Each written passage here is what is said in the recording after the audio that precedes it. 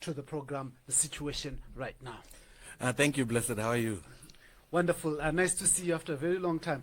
Now, yes, very long time, Blessed. Let's begin dissecting the draft ZEC COVID-19 policy. Just help me understand what is new that is being brought in through this draft, this COVID-19 policy.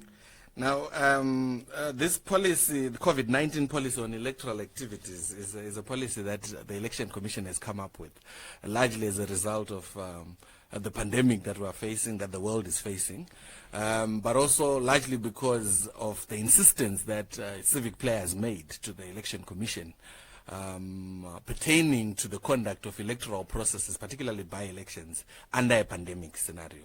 So one of the things that we did immediately after the pandemic reached our borders was to encourage the Election Commission to consider how they could suspend the holding of by-elections until measures were put in place to ensure that elections could proceed in a very safe environment, in an environment where voters would be secure, but also an environment that allowed political competition with limited hindrances and a level playing field. So this is a welcome development in our view. The Election Commission coming up with such a policy is very welcome, and I think it's a good start. But we need to get into more details pertaining to what is contained in the bill, to find if it really does address some of the issues that were of concern to us when we indicated to the Election Commission that they needed to consider ways of looking at this. Yeah, I've seen what they've done with the proposed policy that they brought in.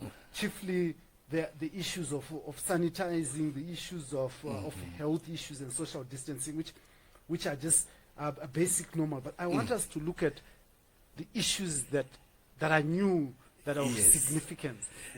As an election expert, what issues do you think we should draw our focus on? Now, when you consider this policy, I think the first part, because your question is around what's new. Basically, what the Election Commission, in our view, which is one of the limitations that this policy has, is that they have simply said, we want to conduct elections, and we want to conduct elections under COVID. So what must we do? Hence, exactly what I found when I walked in. The fact that I'll be sanitized, the fact that my temperature will be checked. So when you're looking at the substance of what they've put in the policy, in a COVID pandemic, there is really nothing very new that they're introducing. The expectation that would have had is that when you consider elections under COVID, especially in Zimbabwe, you're looking at two challenges. One, the health challenge, which they partially touch on. They do touch on the fact of the health challenges. But our elections are not only affected by COVID as a country. Our elections are also affected by the fact that we have had or seen very limited reforms.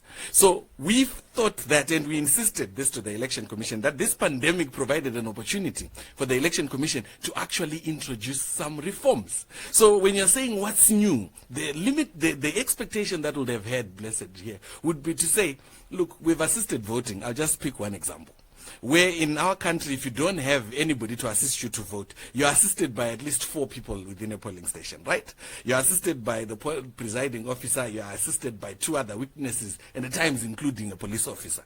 Now, in a ballot booth, which is maybe 90 by 90 centimeters, having 4 people crowd around a person who's being assisted to vote definitely violates social distancing norms, and definitely violates the secrecy of the ballot. So what would have expected in this policy would have been provisions to say being said by the Commission to say, look, because now we have COVID, it's important for us to safeguard not only the health of the voter, but the secrecy of the ballot. And sadly, in the proposals that the Commission is giving us, which I insist are a good start, but may not be sufficient, we've not yet started to see a deliberate effort by the Commission to go beyond the health issues, to also understand and appreciate the fact that not only must the Commission conduct elections in Zimbabwe, they must conduct free and fair elections.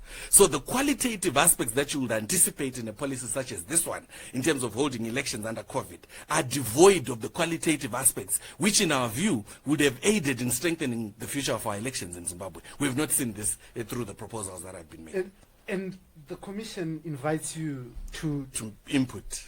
Yes. So I would believe that you'd be inputting on this. Definitely is one of the things that we are definitely going to be doing. We have a deadline of Wednesday to make these submissions to the commission. But what we would have wanted, because the proposed manner of consultations, in our view, may not be sufficient. It's important, in our view, that we interact with the commission so that they let us know where they're coming from with this, so that they give us a bit of context around what they're seeking to achieve with this. Yes, we know there's a preamble when you consider the issues that they have indicated. But in our thinking, it would have helped to have a consultative process to build a framework for such a policy. Not the Election Commission coming up with a draft and then saying, can you input into that? In our view, the approach doesn't allow in adequate space for stakeholders to really contribute to the strengthening of future elections in Zimbabwe, both in terms of the health effects of COVID, but also in terms of the question of electoral reforms, which would have been sufficiently, or at least partially,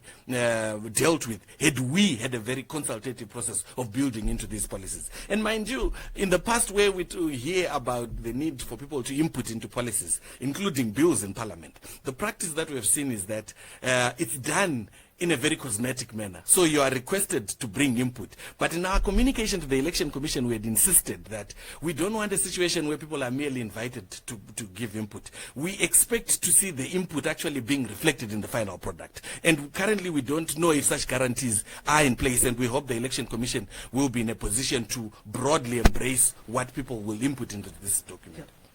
But the issue right now is that there's no by-elections have not been going on. Yes. And they've been suspended. Yes. So I want to understand, how do you suspend by-elections and not suspend what makes by-elections then happen?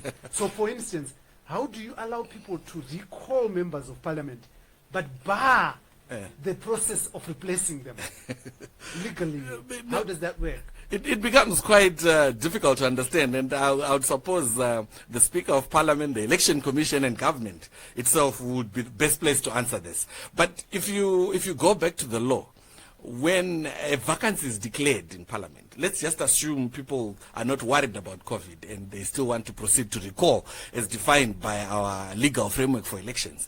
The law says that within 14 days, the President must proclaim the vacancy, which then triggers the Election Commission gazetting a date for all the subsequent electoral processes. Interestingly enough, even though vacancies are being declared in Parliament, the President has not, within the 14-day limit, proclaimed the vacancy. And that raises a lot of questions to say, but what does that mean? And, perusing the law, and I'm not a law expert, the law is also silent. What happens if the President does not proclaim the vacancy? So even when you look at the question of recalls, we know that there were a lot of recalls that came in a couple of weeks, if not over a month ago. Within 14 days, we would have expected the President to proclaim the vacancy. In fact, such a proclamation would have been necessary, even though we know we're under COVID.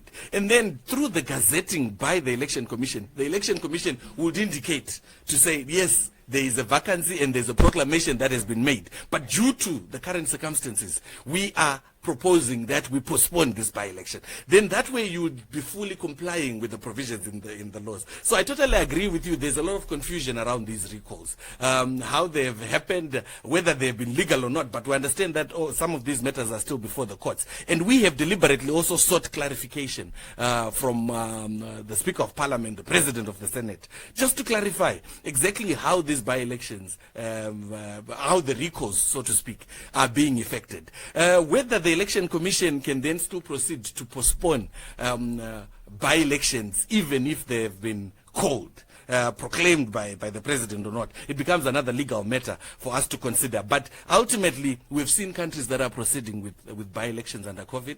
We've seen countries like Uganda passing legislation that is seeking to protect the electoral process and insulate it against... But as election watchdogs and people who look at the Electoral Act and sort of act as a custodian. Yes. Are you not worried that you withdraw a representative of people and denied them the right to replace the representative. Yes, and you have withdrawn knowing fully well that there's COVID-19 and we cannot go to by-election. And you've allowed people to go without a representative or a representation.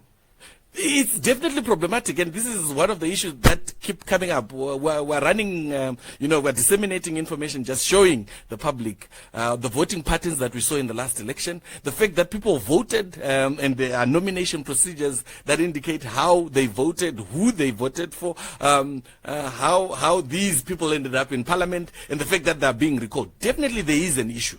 But then this issue, in our view, points to a number of issues. It points to questions around the nature of the law. People have raised issue around, so who must recall? So fair and fine, political parties can recall. Let us first deal with this issue before we go to who owns what and what. But my issue is, there's COVID. Yeah. You don't have by-elections. Yeah. But you still recall and create a vacancy. Okay. So, what is the rationale there? And why are you silent about it? No, as people watching elections, we have not been silent about it. Hence my indications that we have questioned the decision to recall. Targeting the political parties, targeting the Speaker of Parliament, looking at the rationale of doing so. But definitely the recall mechanism, and we need to appreciate this, appears to protect political parties and not voters. So any political party that has a representative in Parliament can opt to recall whoever they feel is no longer representing the interests. This is what the Constitution says. And it's a sad reality that there is no provision that says this should be barred in the event that we have a pandemic and we can't conduct by-elections. So you cannot rule out the fact that the recall mechanism is being used purely for political purposes. But there's also no is there any law that then says by-elections should be barred in the event that we have a pandemic? A pandemic. No, not explicitly so. Yeah. But you see, the Election Commission has a mandate to conduct elections that are free and fair, and they must conduct these elections efficiently.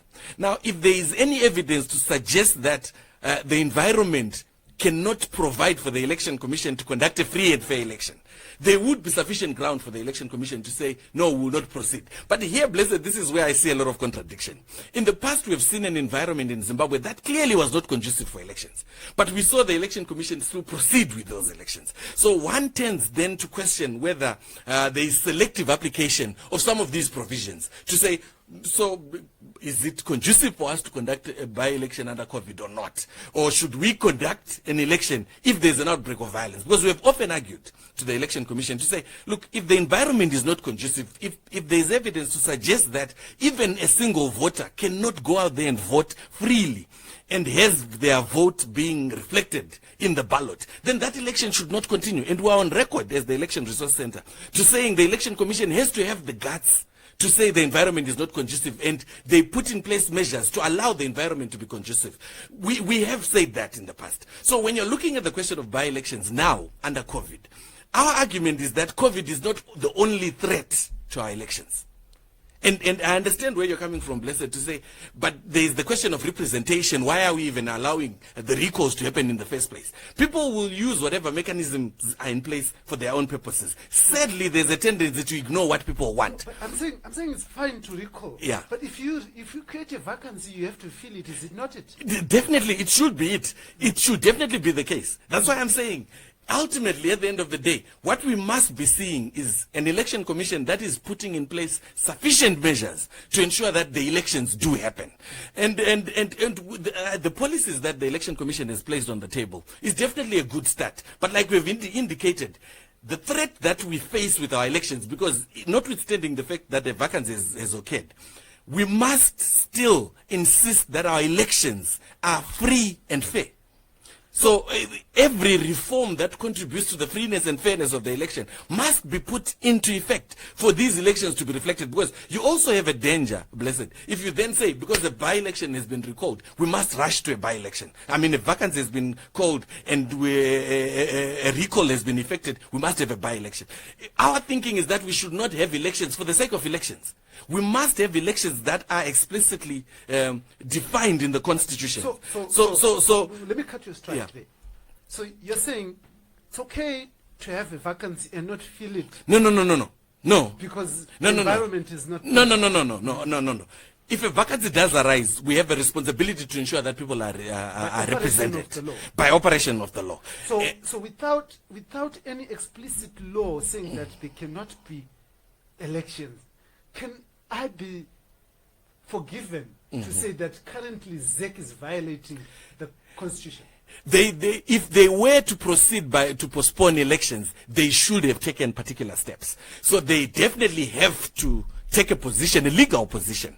Either they're going to court and securing an order that allows them to take this position, which says that clearly the environment is not conducive. But again, I'll insist, it's not sufficient to just postpone elections without a plan. This is what the UN has said. You can't lift lockdowns across the world if you don't have a plan that deals with how you're going to be managing the pandemic. So it's not sufficient for the Election Commission to simply say, we've postponed.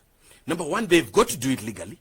And the question is, have they done it legally? Yes. There are now questions that are starting to come up where they've indicated that we have only postponed, and they've gone further to say, no. Not only have we only postponed, we are resuming some election activities. And they're not being explicit exactly what is being resumed, what is not being resumed, and whether they have fully complied with the law. If you're looking at the Malawian election, Blessed, you realize that failure to comply with the law is sufficient grounds to nullify an election. So the conduct of the Election Commission has got to be in sync with what the law provides for. And if the law does not explicitly provide for that, they need to take steps to ensure that they're holding an order that allows them to take the action that they're undertaking. But you're not going to the issue. My issue is it legal For the Election Commission to take this position. No, have they taken the proper steps to ensure that they do not? Because by operation of law, they're supposed to.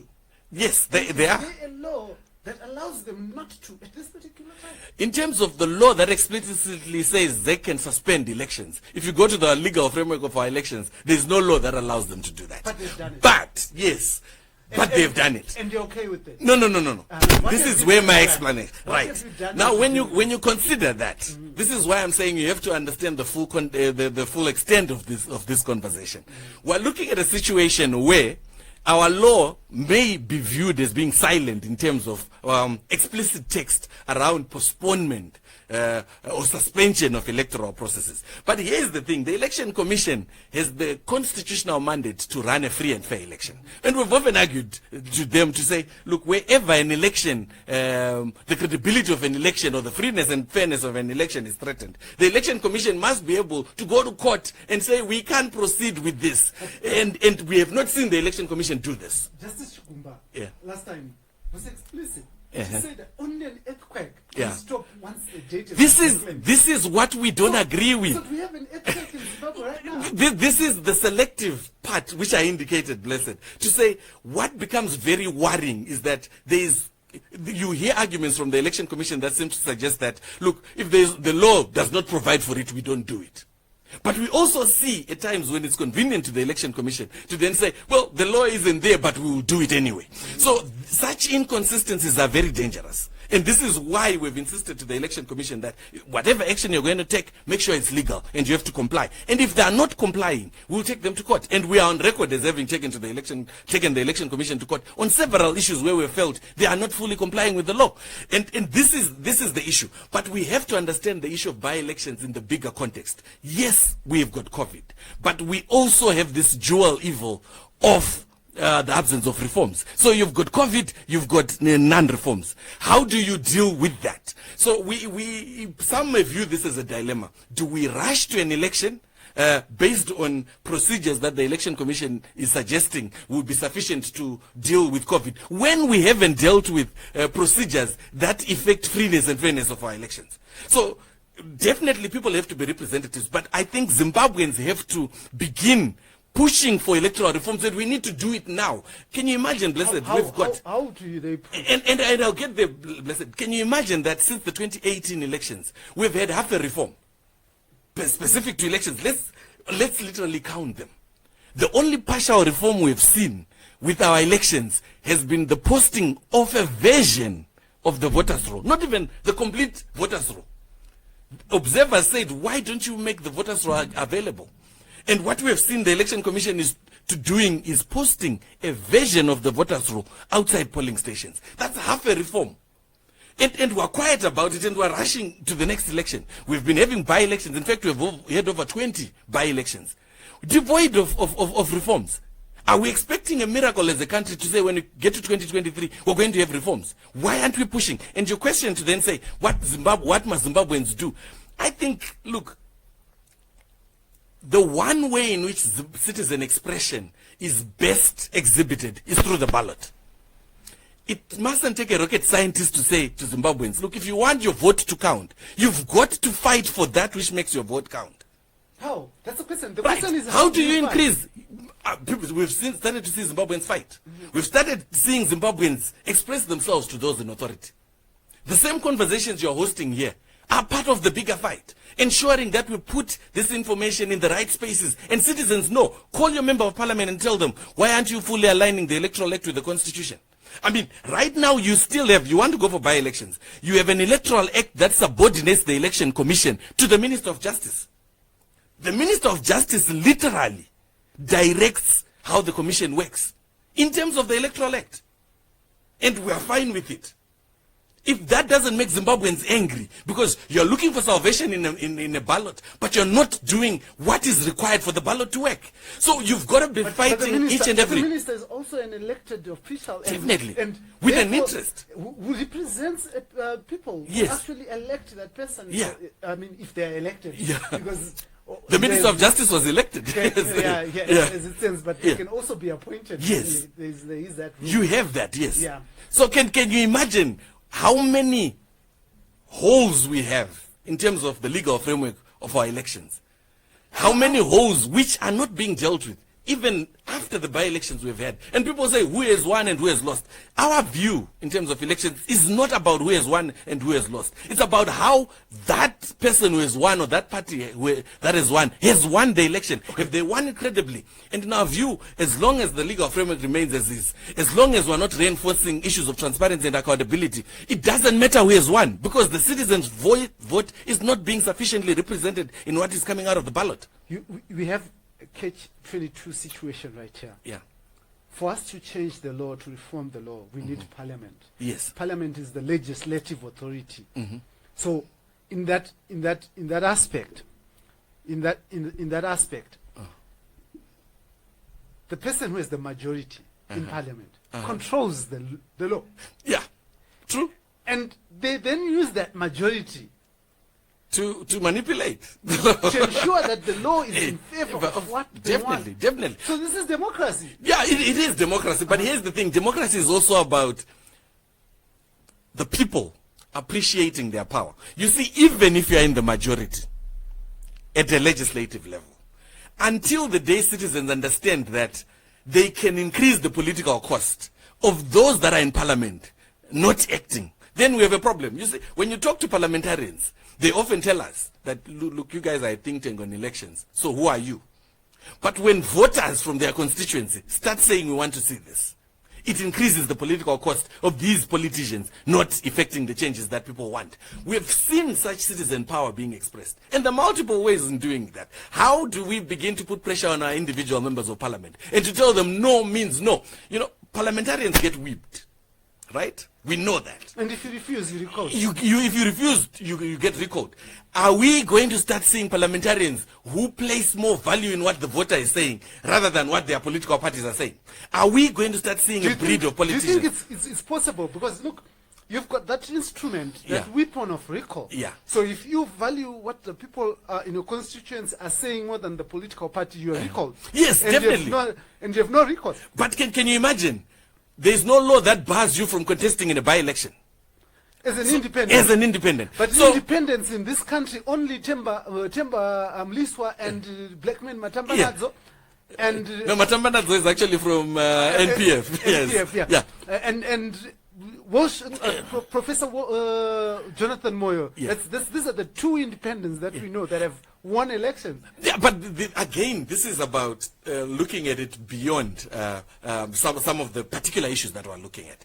And leave your car. Yeah. This is the thing. The allowances. Why? You see, I've often argued when you get into communities, blessed. Have you ever seen how politicians beg for a vote? Yep, I have. You have. Mm-hmm. This is the leverage that as citizens we don't use. But is it not the problem of the citizens? Look, when you come in, I'll give you an example of Mnyaradzi Gwisai. Yes. Won an election under the MDC, led by Morgan Tsvangirai, disagreed with the MDC, was recalled, went to a by-election, and he lost. Stood as an independent, lost dismally. Yeah. So the cost of being an independent is actually higher. Definitely, but then it is coming back to what we've said is important. Citizen power. Look, we sadly, and even as we talk about by-election, you realize citizens are not too, even in the towns, they are not too actively involved in by-elections. The voter turnout figures are appalling, to say the least. People are not coming out to vote. So there is a certain mentality we have to start dismantling as citizens, where we think that our role is just to register to vote and to vote for someone, and then you wait for 5 years. So even if there's a by-election in between elections, you don't go there and express yourself. Some of the things that we're starting to see and we're complaining about in Zimbabwe is because of the limited nature of what we're defining as citizen participation in Zimbabwe, where citizens simply confine their participation to voting every 5 years. It's no longer sufficient. Those that are elected into office have to provide a service, and whoever fails to deliver a service to me as a client has got to face the consequences. And we haven't yet reached the stage where as voters we begin to say, no, you served us for 5 years, we don't like you anymore. We have about 15, 16 constituencies in Zimbabwe where no one political party, either ZANU-PF or MDC, has retained that seat election after election. And you know what citizens in those communities do? Regardless of the political party, they tend to just vote differently. Yes, of course, we understand that there are other vulnerabilities that are there in the election process, but you consistently see this pattern. So you've got communities that will tell you, regardless, if you have not delivered a service, we'll punish you at the polls. Are we starting to see citizens do that? Are we also seeing a breed of politicians who will say, look, my constituency has said this. And if my constituency is saying we do not want constitutional amendment bill number 2, I'm sticking to that.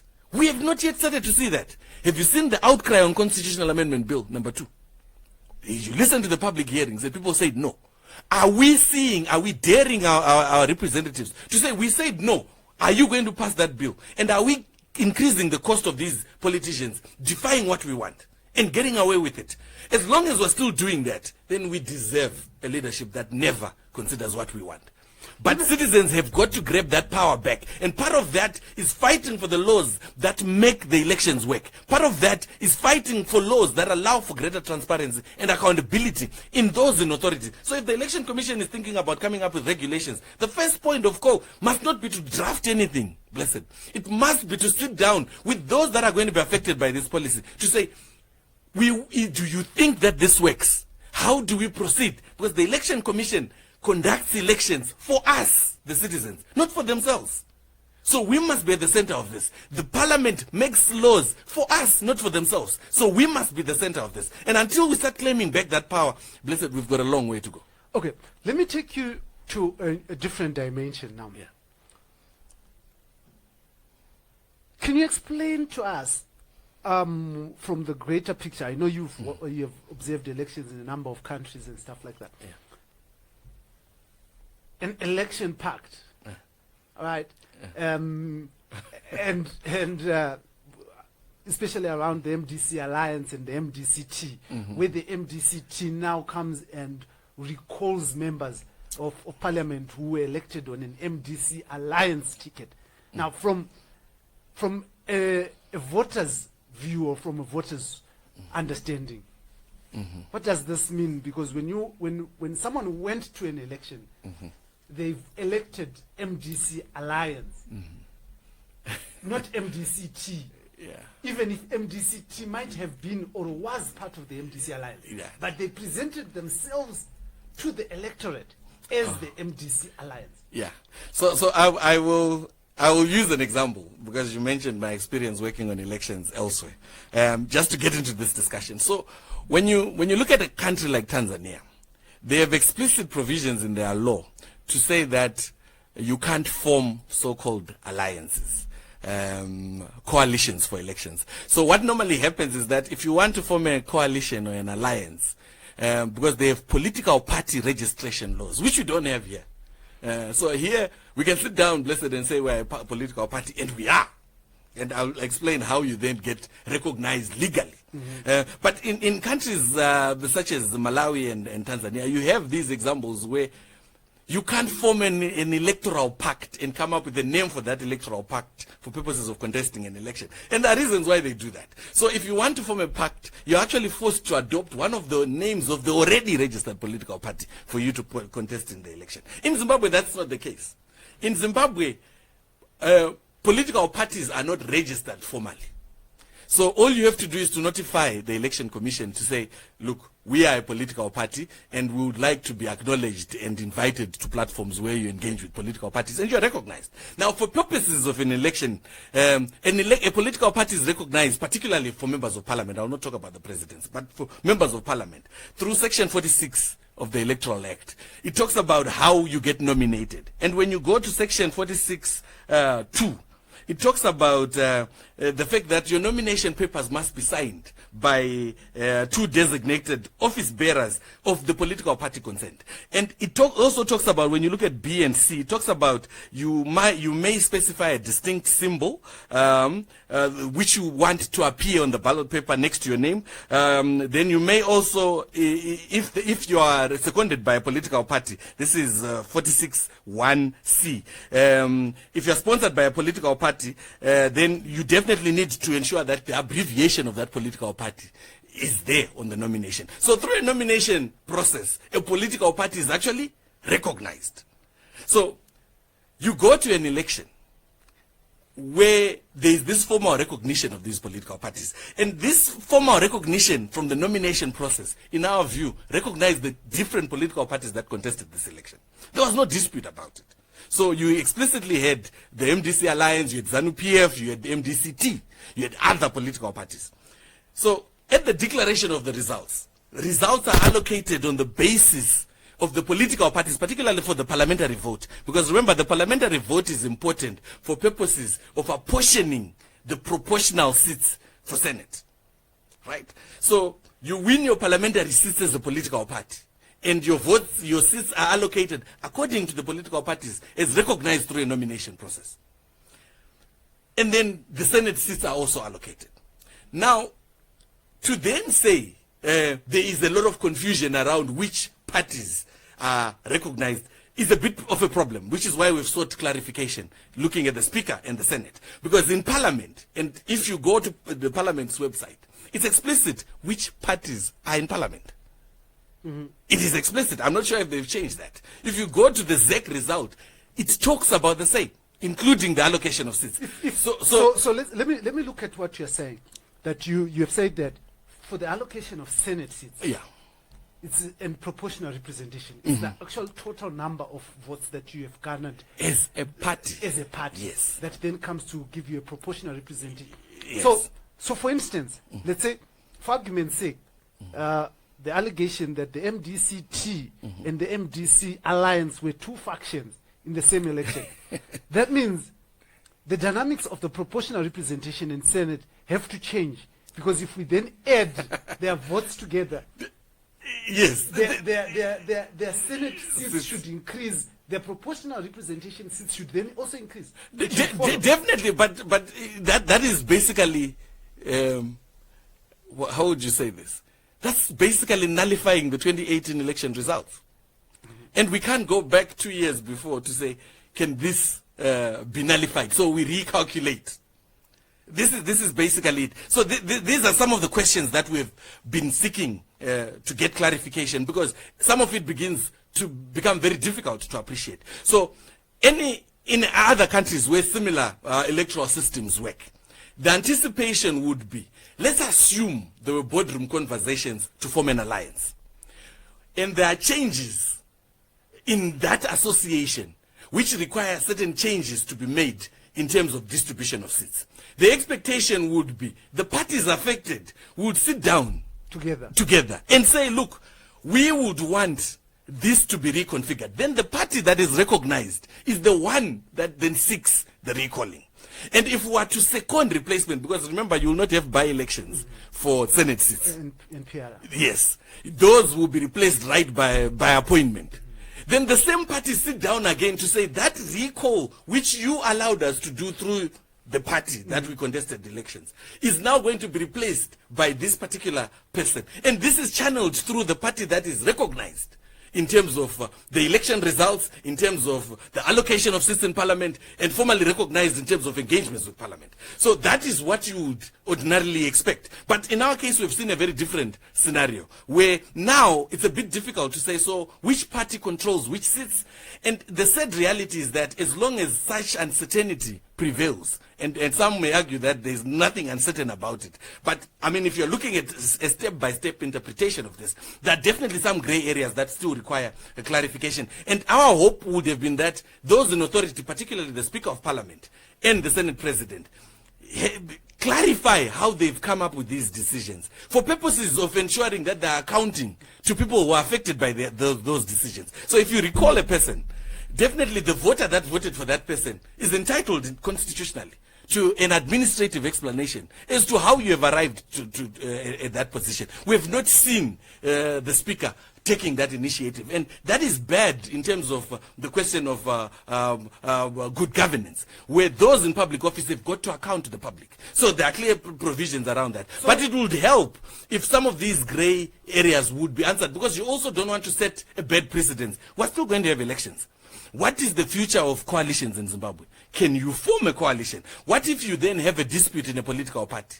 Who has control of what seats? Some have then argued to say you need a political party registration law. And there are good arguments to support that. In Zimbabwe, currently, you don't have a political party registration law. But I want to stop you there. I want us to look at the issue that you raise in terms of in terms of the political parties that have sat together should then agree. Now, in this agreement that we had with the MDC alliance, which they said was a non-compete pact, which in the reading of it, most of the issues that they wrote, they did not even follow. That is in their agreement. Yeah. But there is a person who stays in Hatfield constituency, which was allocated to the MDCT under that pact. Yeah. But that person supports Transform Zimbabwe. The other one supports PDP. The other one supports another party of the 7. They all voted for that MDCT MP. But they now have lost control, because now MDCT is the one that is just recalling. But they benefited from the vote of the of the PDP, of the MDC Washmen, the Transform Zimbabwe.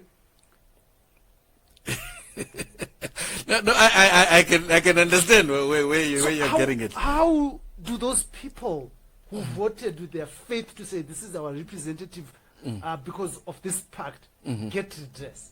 No, this is the question that we've been raising. This is why it's important for those that are taking these decisions to account to the voters.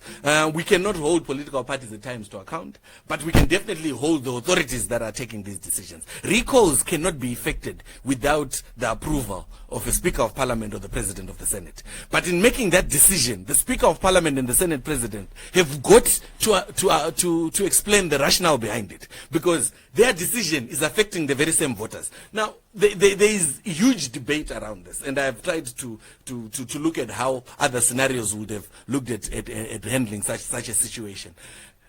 The questions that we have at the moment is that whenever an alliance is being formed, must the whatever political pact that is being signed up to, then explicitly come to the Election Commission and say, no, but these are our documents of association, so these are the minutes of our discussion, and so on and so on. The law currently doesn't provide for that. You can form an alliance with whoever you want and contest an election. And remember, when you go to vote, part of the access to information by voters is that they do decide. The ballot must be in such a manner that the voter can distinguish their preference on the ballot. So the question that we may need to ask the voters is, did they know who they were voting for? Because some of us try to break down that this voter probably was a supporter of this political party, and they would need to, they decided to vote for X, Y, and Z. And ultimately, you would need to go and get affidavits from 10,000 people or the 11,000 people that voted in a particular constituency for a particular political party to then say, when we voted for this political party, we were actually voting for X. It's for you to then argue successfully to say that this proportion of the vote is ours and we need it. But what is recognized in terms of the law, which is why alliances are allowed, is that through a nomination process, you then recognized as a political party. Through the allocation of votes at the declaration of results, you get allocated seats.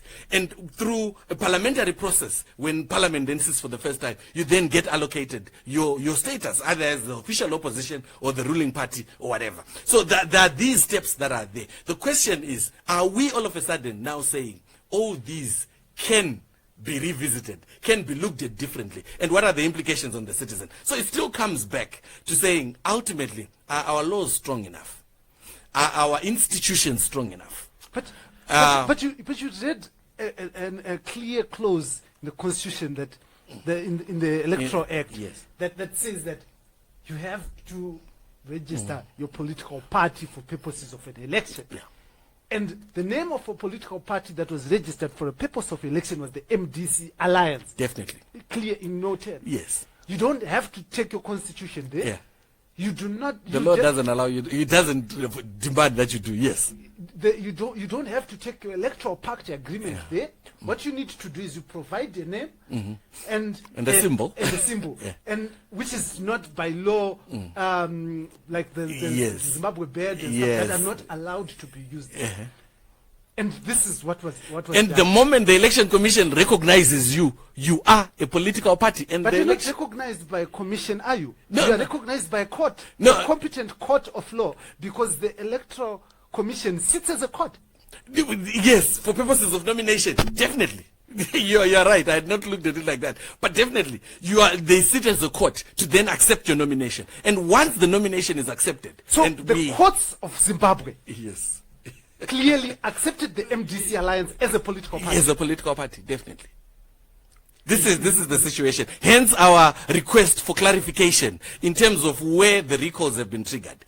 The recalls can only take effect if they come through the Speaker of Parliament and the President of the Senate. Hence our demand to the Speaker of Parliament and the President of the Senate to explain their decision, because they have a responsibility to do so. Any decision that is taken by an institution, a public institution, with a bearing on us as citizens, must allow for a process where clarification is given. So we're still waiting for the Speaker of Parliament to fully clarify how he has arrived at his decision, because we do understand that there were multiple letters flying all over the place attempting to recall this or the other parties. So it would be important for that clarification to be made, so that at least people have a clear understanding, because precedence is being set, blessed, and sadly it could be a very bad precedence.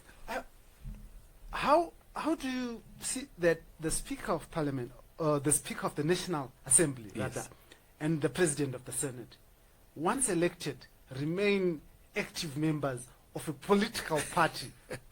Yeah, this is it remains very problematic, and it's everywhere. You do get speakers of parliament that are definitely seconded by political parties, that remain actively involved in political parties. But what is often important, ultimately, is the strengthening of institutions, because individuals, by their very nature, we do have political leanings, and at times some may argue that, look, I cannot stop exercising my freedoms, my political rights, because I have assumed a particular position.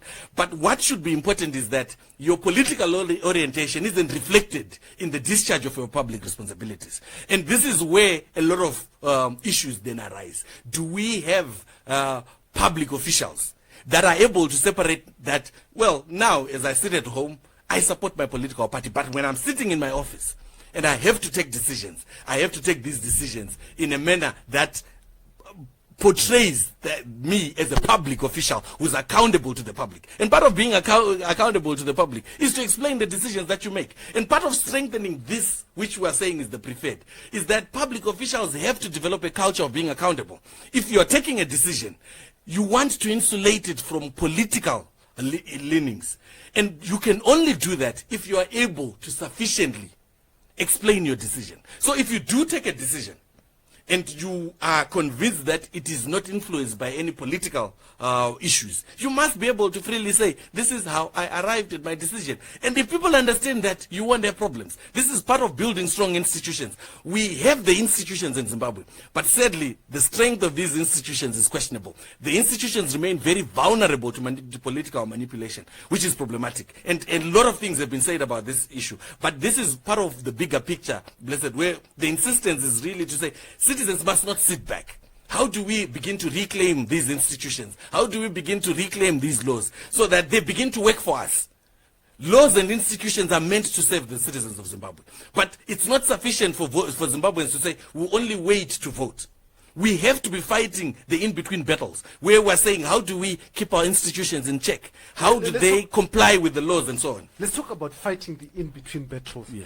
You've written to the Zimbabwe Electoral Commission over statements that have been made by the political commissar of ZANU-PF and Deputy Minister of Defense, Victor Tawanda. Yeah. Now, what do the statements say to you that made you challenge them? So in terms of Section 239, I'll need to check of the Constitution. The Election Commission has a responsibility to receive complaints. Now, what we saw at the end of last year were statements being uttered by the political commissar, but more importantly, the Deputy Minister of Defense, to the effect that, well, elections don't matter. So we have the direct quotes where he literally said, you know, elections don't matter. We will defend the revolution by whatever means necessary. And to us, these statements basically trash the election process. So what we did was to submit a letter of complaint to the Election Commission, insisting that the Election Commission must definitely investigate this matter. And our thinking is that if those statements are left as they are, they do have a bearing on the freeness and fairness of the elections. So when you begin to say we can still remain in power, regardless of how people vote, what you're basically doing is, you know, trying to convince people to say the vote doesn't work, trying to discourage people from freely expressing themselves at the ballot, and by extension, it's possible intimidation of the voters. What if it's a fact? This is the thing. Is it a fact? Because according to the Constitution, authority to govern, power to govern, is derived only from the people. Only from the people. And when you hear a deputy minister then trashing the Constitution at a public platform, but people with guns are people also. Definitely, but people with guns are governed by what the Constitution says. Are we seeing, coming back to the institutions, because a deputy minister swears when he takes an oath of office to protect the Constitution. So if I have sworn to protect the Constitution and my very own statements are undermining the Constitution in terms of how I can derive power or how power is derived in Zimbabwe, then that is definitely a problem. Now, yes, one argues to say there are people with guns. Definitely there are people with guns. There are always people with guns. But those guns' purpose is not to subvert the will of the people. So if you are saying you want credible elections in Zimbabwe, such statements have no place in Zimbabwe. If you want our elections to be acceptable, if you want Zimbabweans, because remember, people went to war for one man, one vote. Nobody said we're going to war for one man, one vote plus my gun and I'll use it. Nobody said that. So how we've departed from that orientation to where we are is problematic. So our major concern here is that the Election Commission has a responsibility to police the political environment. And never think that elections are not happening now. The 2023 elections are happening now. The environment that we're seeing right now is an environment that has a bearing on our next election. So anything that is undermining the potential credibility of the next election, the Election Commission has got to deal with it. And our challenge to the Election Commission when we sent in the complaint is to say, we need to start seeing you act. Because you cannot and they've say, not acted. No, what they did was they wrote to us and they indicated that they had referred the matter to the police and that they did not have investigative powers. We wrote back to them and said, no, your interpretation of the Constitution is flawed. The Constitution says the Election Commission can instruct anyone in the employment of the state to act in support of free and fair elections.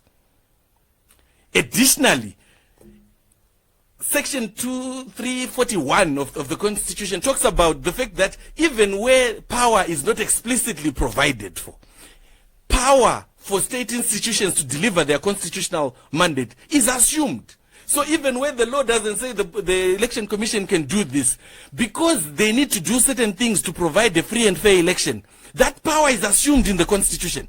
And they need to use it. Now the problem is, if we begin not to act on these issues, because you've got traditional leaders that are defying court orders. You've got political commissars that are in government that are literally trashing the Constitution.